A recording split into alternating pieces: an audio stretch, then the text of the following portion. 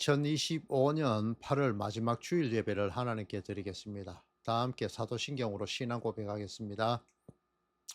전능하사 천지를 만드신 하나님 아버지를 내가 믿사오며 그 외아들 우리 주 예수 그리스도를 믿사오니 이는 성령으로 잉태하사 동정녀 마리아에게 나시고 본디오 빌라도에게 고난을 받으사 십자가에 못 박혀 죽으시고 장사한 지 사흘 만에 죽은 자 가운데서 다시 살아나시며 하늘에 오르사 전능하신 하나님 우편에 앉아 계시다가 저리로서 사한 자와 죽은 자를 심판하러 오시리라.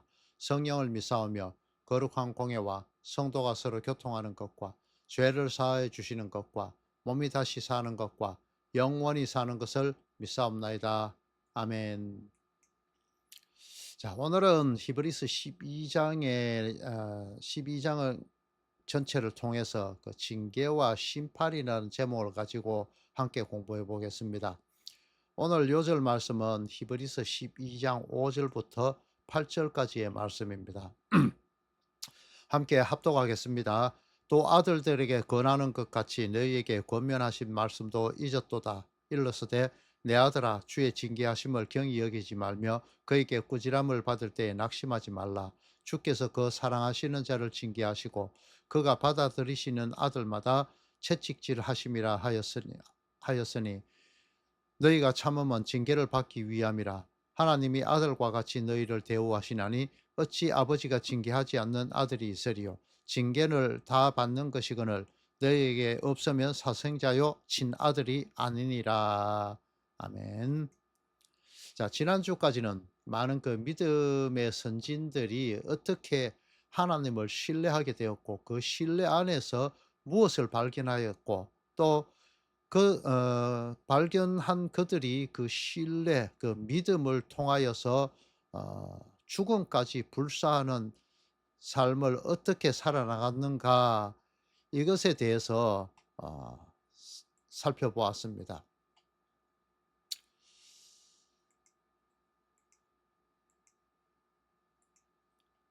또 그 결과 그들은 어떻게 하나님의 자녀라 여겨주심을 받게 되었는가? 그것은 장님과 같이 더듬어서 발견되어지게 된 그 하나님께서 선물로 허락하신 그 믿음을 통해서 가능한 것이었다라고 그렇게 배웠습니다.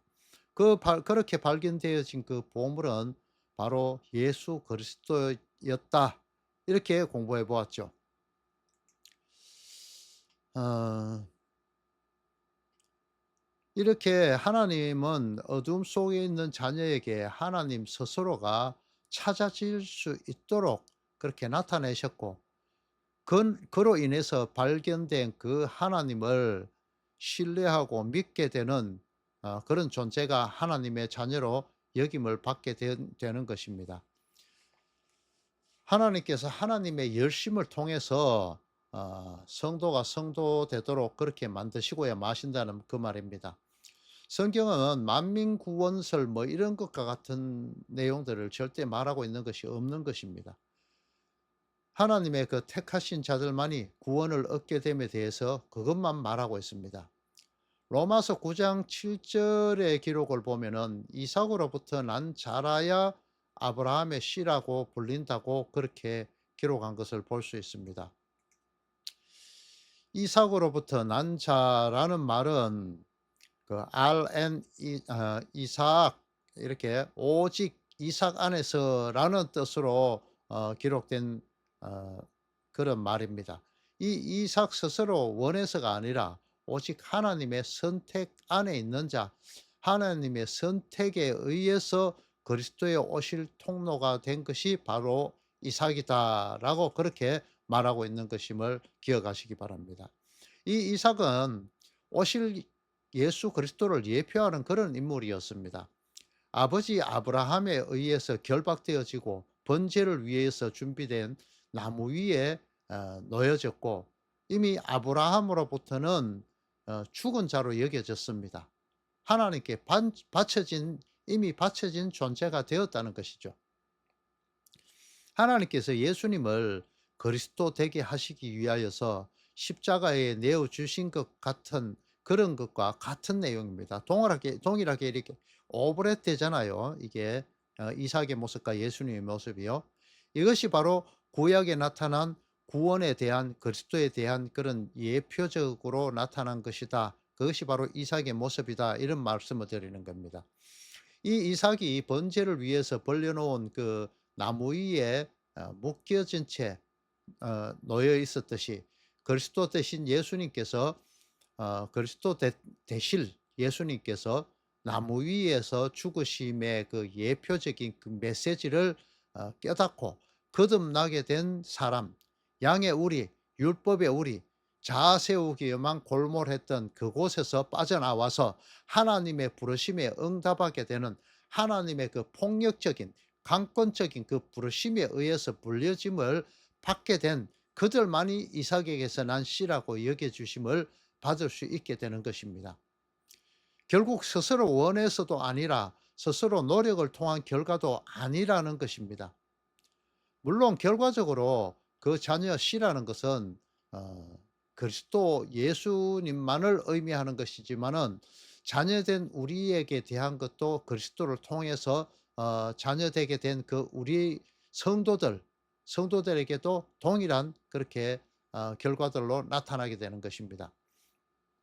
이러한 구원의 그 메커니즘은 태초 이전부터 하나님의 예정하신 것이고 작정하신 것입니다. 어둠 속을 헤매던 그런 자들 앞에 일부러 그들의 손에 닿을 수 있도록 가까이 다가오셔서 반드시 찾을 수밖에 없도록 그렇게 해 주시고는 '아 너희들이 나를 찾았구나.'라고 이렇게 여겨 주시고 말씀해 주시는 겁니다. 택한 자들에게만 말이죠. 어둠 속에서 그 손에 잡히게 된 그 예수님은 어둠 속에서 한 줄기 빛으로 그 찾는 자들에게 다가오게 되고 그 빛을 통하여 그 빛을 잡은 택하심을 입은 자들은 영생의 길로 들어서게 되는 것입니다. 빛으로 동화되게 된다는 말입니다. 빛에 의해서 빛으로 드러나게 된다는 말입니다. 여러분들 이 말이 있죠. "너희는 세상의 빛이요 소금이다."라고 이렇게 성경은 말하고 있죠. 이때 "너희들은 빛이 될 것이요 소금이 될 것이다."라고 이렇게 말씀하시지는 않으신 것 아시죠? 왜냐하면은 이미 성도는 빛이었고 소금이었지만은 그 맛을 잃은 존재였을 뿐이라는 것입니다. 그래서 참 빛이 다가오자 참 소금이 다가오자 성도는 그 빛을 찾게 되고 그리스도와 동화되는 그 빛의 근원을 찾아가는 그 빛이 되었다라는 것을 말하는 것입니다.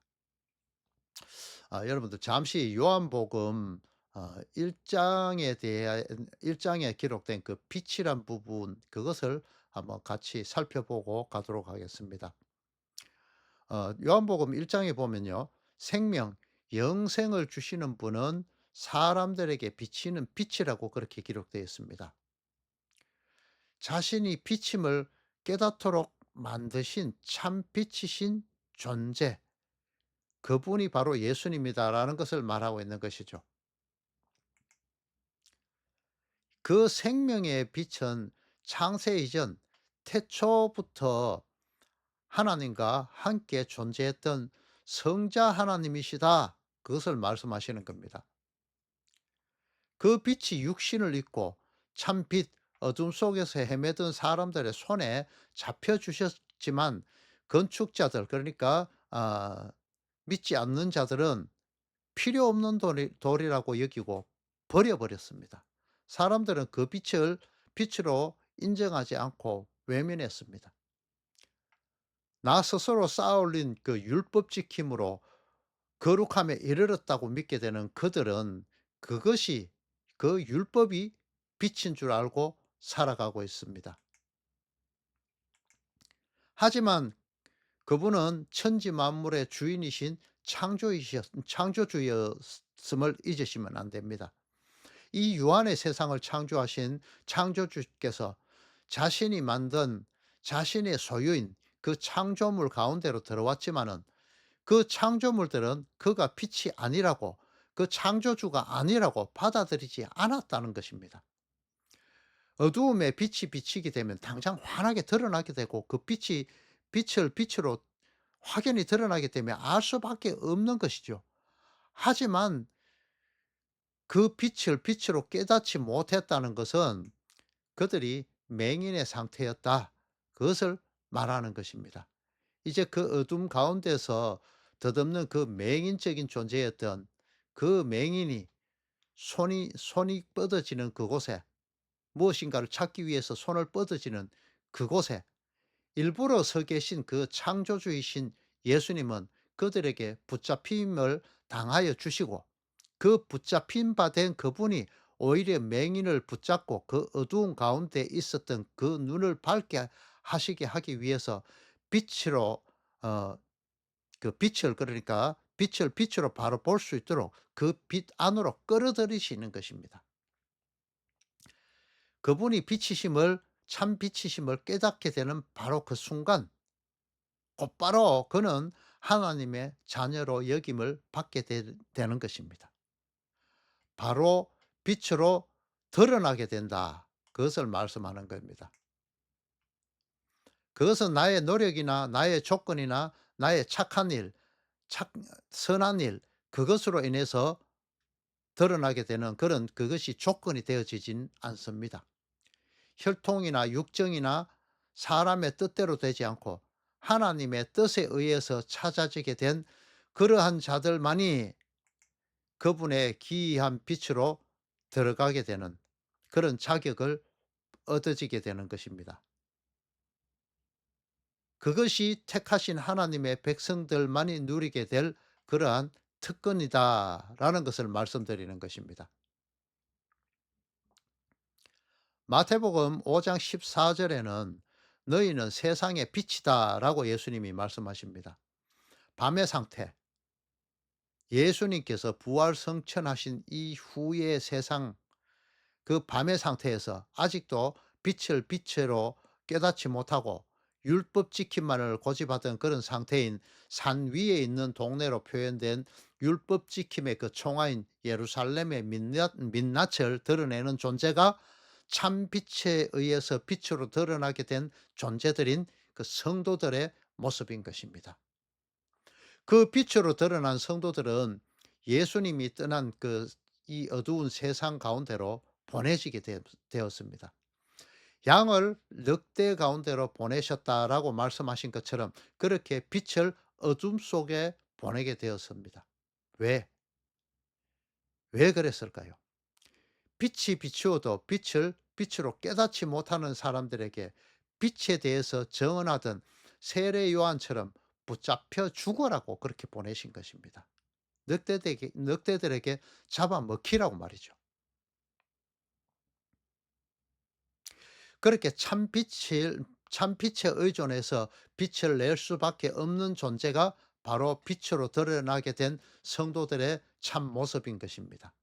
참빛이 꺼질 수 없듯이 비록 잠시 꺼지는 듯 여겨질 수 있겠지만은 성도들은 절대 꺼질 수 없는 빛으로 드러나게 되고, 그 드러난 성도들은 영원히 꺼질 수 없는 빛의 실체로 존재하게 되는 것입니다.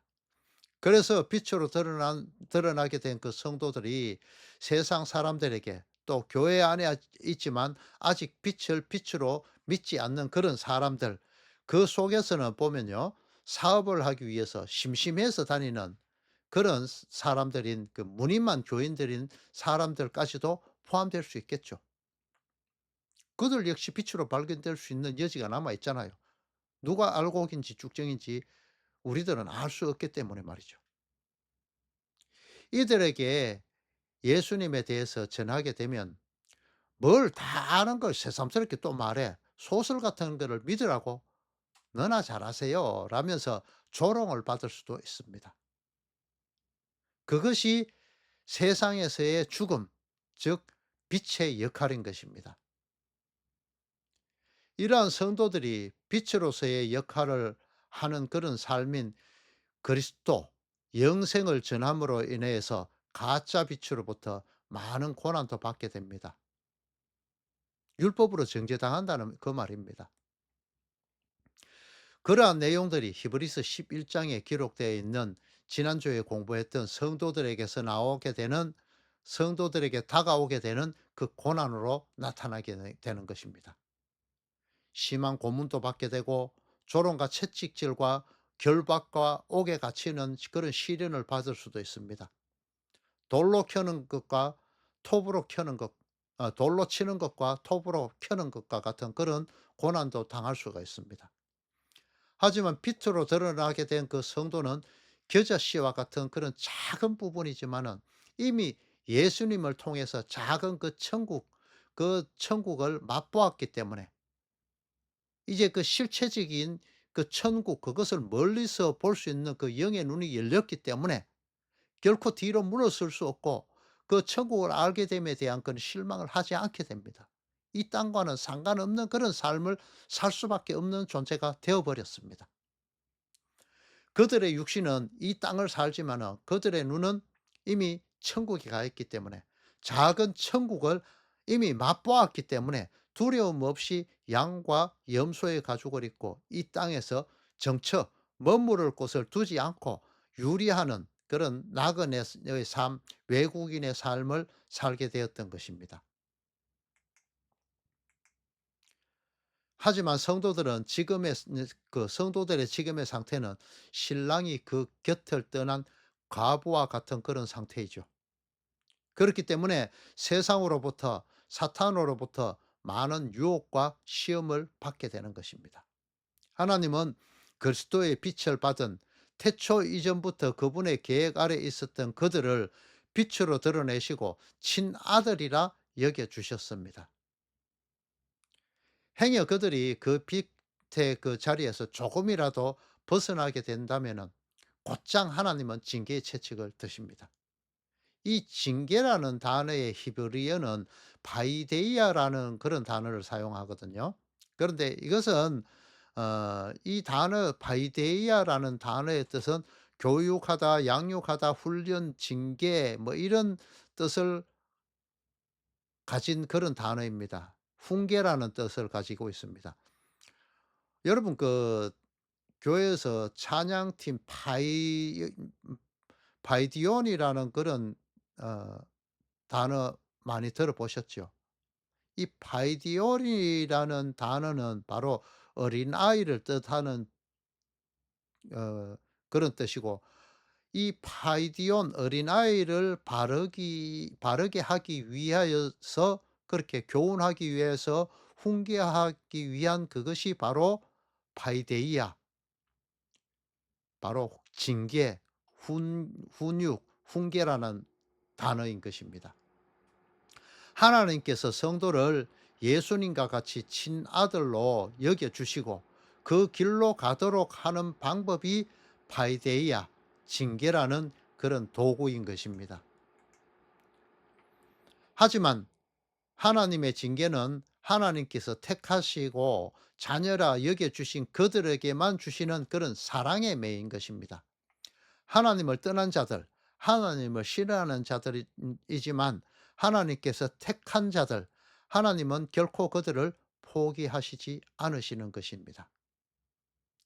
끝까지 따라다니시는 것이죠. 돌아오라고.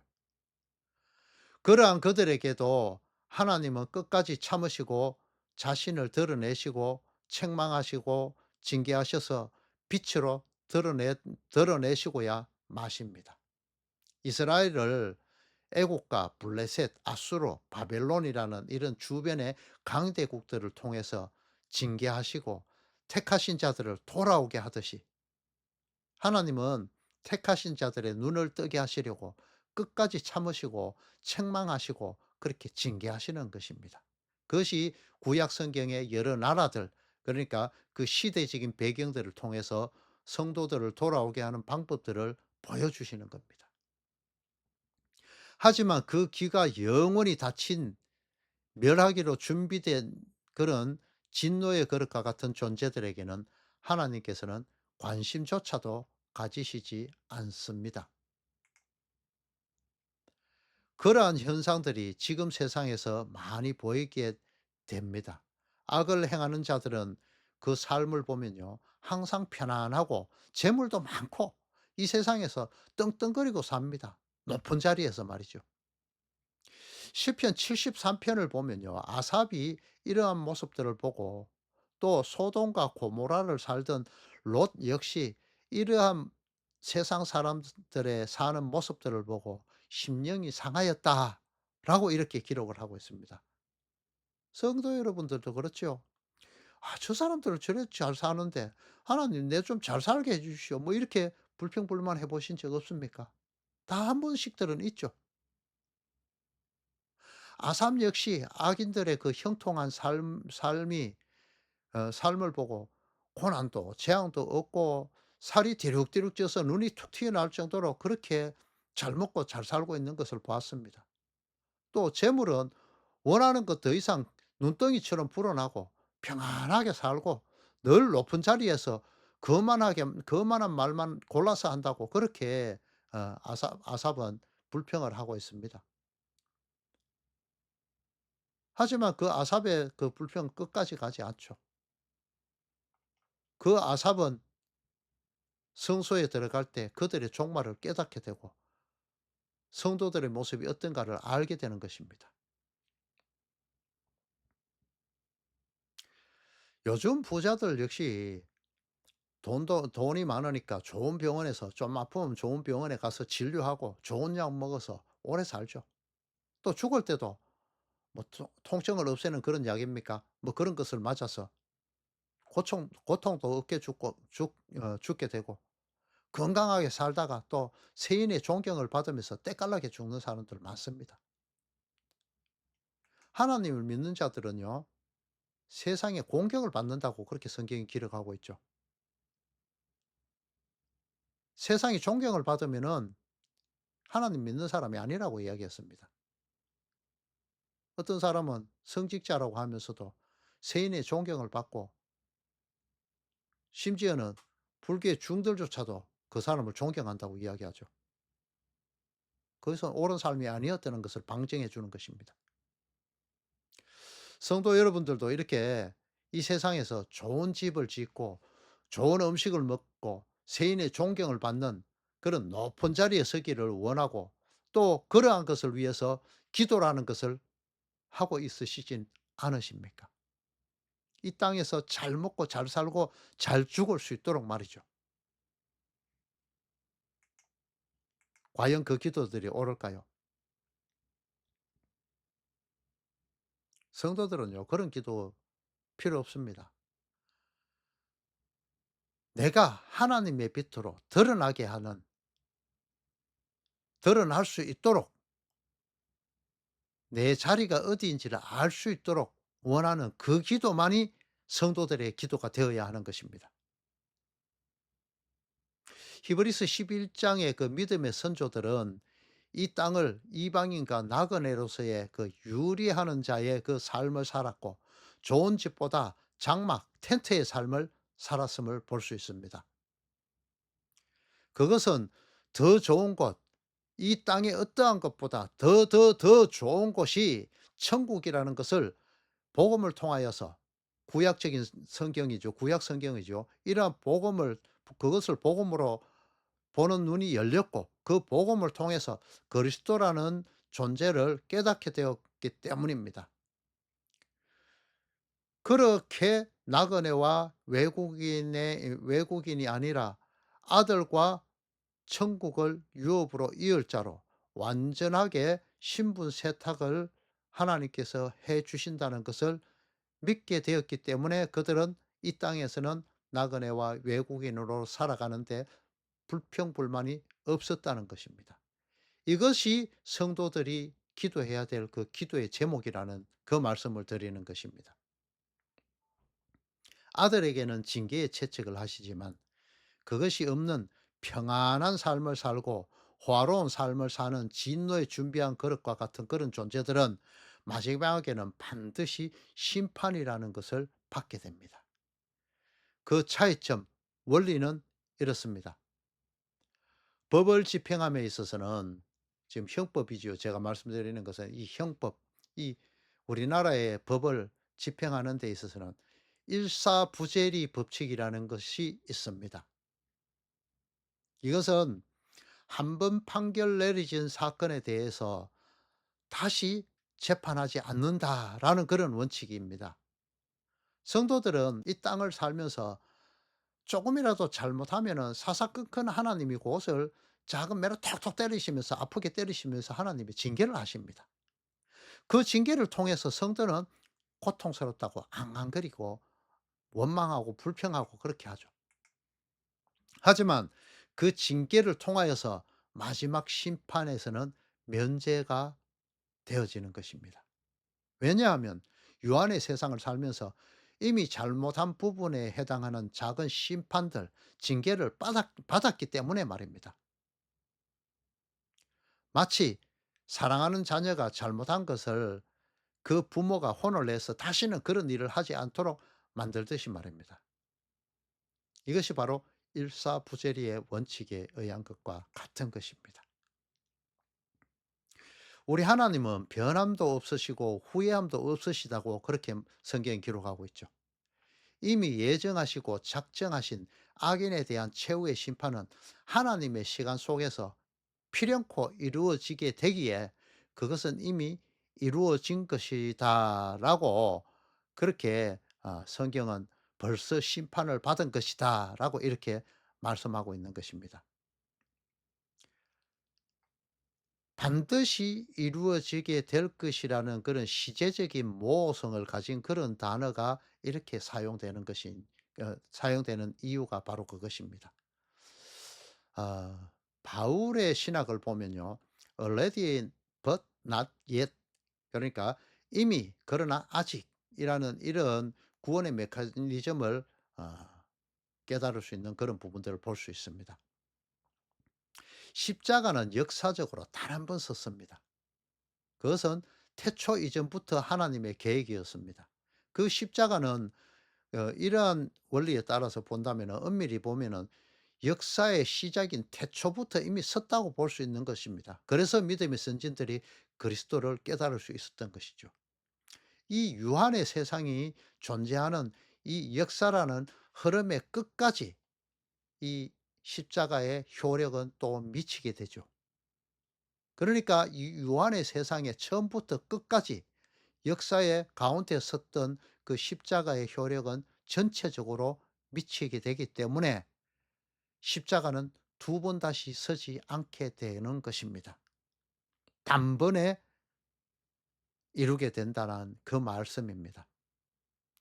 신약 성경에서는 천국에 대하여서 이미 왔다, 그리고 또 오고 있다, 올 것이다 라는 이런 세 가지적인 시제를 혼용하여 사용하는 것을 볼 수 있습니다. 성도라는 존재는 영원한 하나님의 나라와 이 유한의 세상이 오버랩되는 이 알쏭달쏭하고 알 수 없는 그런 세상을 살게 되는 것입니다. 하나님은 시간과 공간이라는 그런 창조물, 그런 창조물에 속하지 않는 그런 영원한 존재, 늘 오늘이신 그런 존재로 사시는 분이십니다.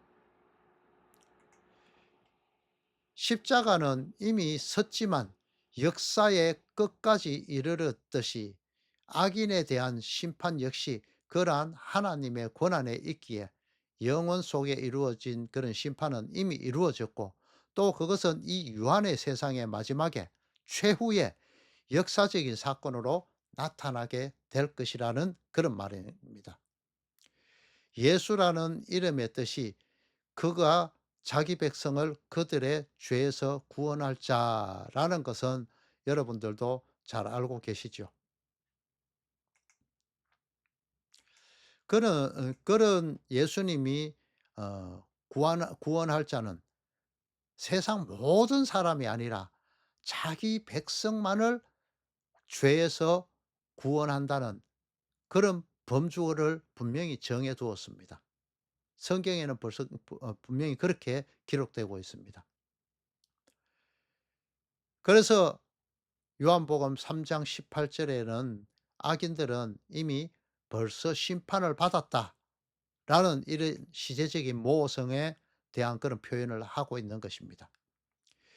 이 세상을 살 때 편안하고 호의호식하고 높은 데에서만 살다가 그렇게 살면서 그렇게 징계가 없었기 때문에, 이 땅을 살 때에는 징계가 없었기 때문에 일사부재리의 법칙에 따라서 그들의 행위가 그대로 남아서 그것이 심판의 근거가 되어지고 최후의 심판에서는 종말이라는 것을 맞게 되는 것입니다. 지옥이라는 선물을 받게 된다는 것이죠. 성경에서 악인이라는 것은 세상이 말하는 도둑질하고 강도짓하고 거짓말하는 그런 것들을 말하는 것이 아닙니다. 그것은 기본적으로 깔고 가야 하고, 성경에서 말하는 그런 악이라는 것은 좀 더 영적인 차원의 그런 더 높은 부분의 그런 의미를 가지고 있습니다.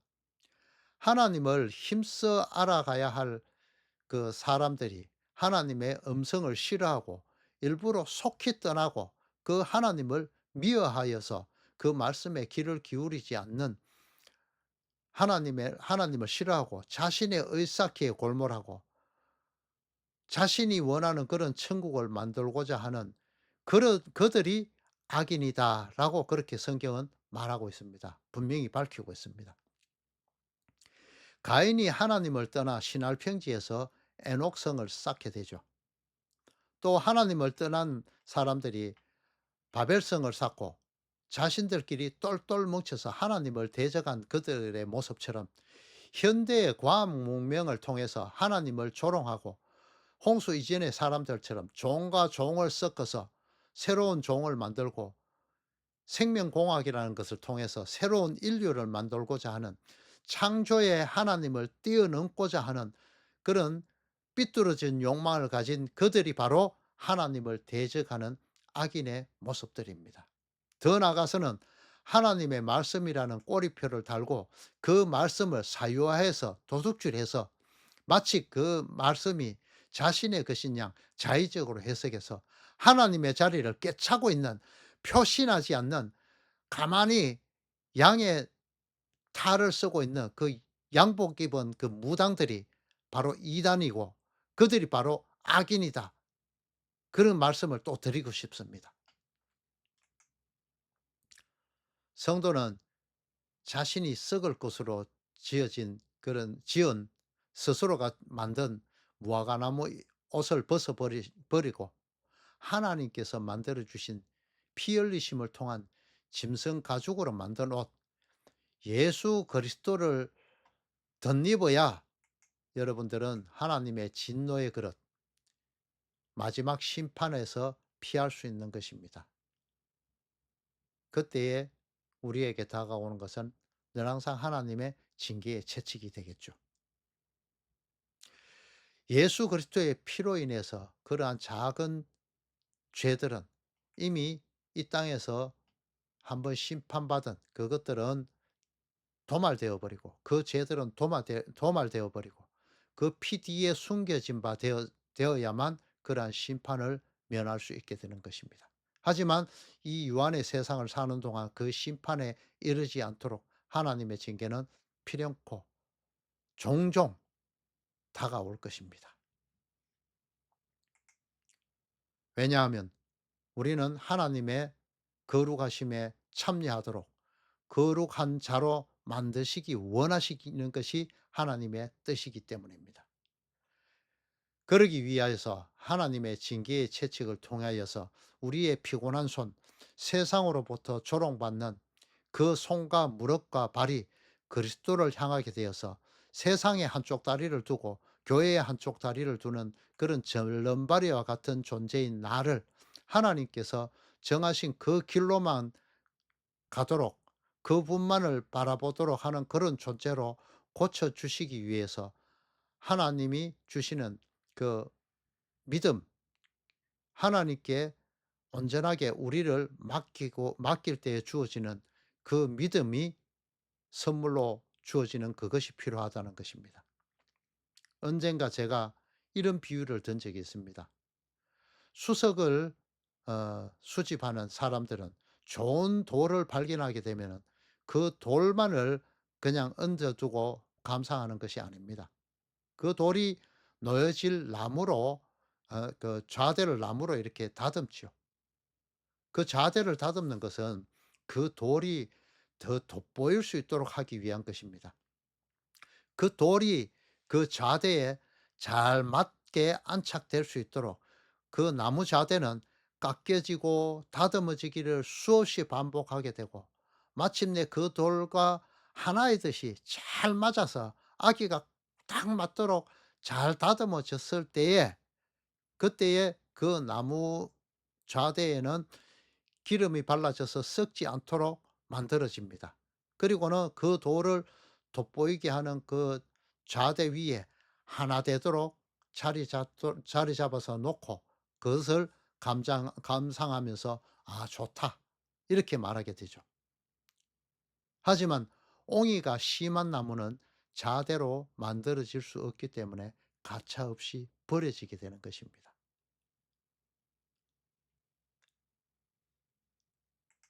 자, 우리 성도들은 인생에 있어서 수석 같은 분이 바로 그리스도이신 예수님입니다. 그분만이 돋보이고, 성도라는 존재는 괸돌과 같은, 그러니까 그저 받침돌과 같은 그런 나무, 좌대와 같은 그런 존재가 되어야 하며, 그런 존재로 살아야 되는 것입니다. 수석만을 돋보이게 하는 좌대와 같은 그런 존재가 되어야 하는 것입니다. 나 자신의 고집만을 세우는 그런 옹이가 심한 나무처럼 버려져서 심판받는 존재가 아니라, 좌대로 만들어지기에 합당한 그런 나무로서 끌로 파이고 깎이고 사포로 문질러져서 그 돌이 그 돌에 가장 잘 어울리는 그런 좌대로 만들어지듯이, 하나님께서 이 세상 사는 성도들을 깎아내시고 다듬으시고 그렇게 연단하심의 그 징계를 통하여서 모든 것을 참으며 모든 것을 믿으며 모든 것을 견디고 하나님만을 의지하도록 그리스도와 연합하기에 가장 알맞은 존재로 하나님께서 다듬으시고, 하나님의 그 열심을 통해서 마침내 그리스도와 연합될 수 있는 그런 성도라는 존재로 다듬어지고 만들어지는 것이 바로 성도의 존재인 것입니다. 이 말씀을 들으시는 성도 여러분, 여러분들은 그리스도의 신부로 다듬으시는 하나님의 손길에 순복하고 계십니까? 그것이 하나님의 징계의 손길이고, 그것은 하나님의 최고의 사랑의 손길인 것을 여러분들은 믿으시기 바랍니다. 하나님은 사랑하시는 자를 징계하시고 아들이라 인정하시는 자들마다 채찍질하십니다.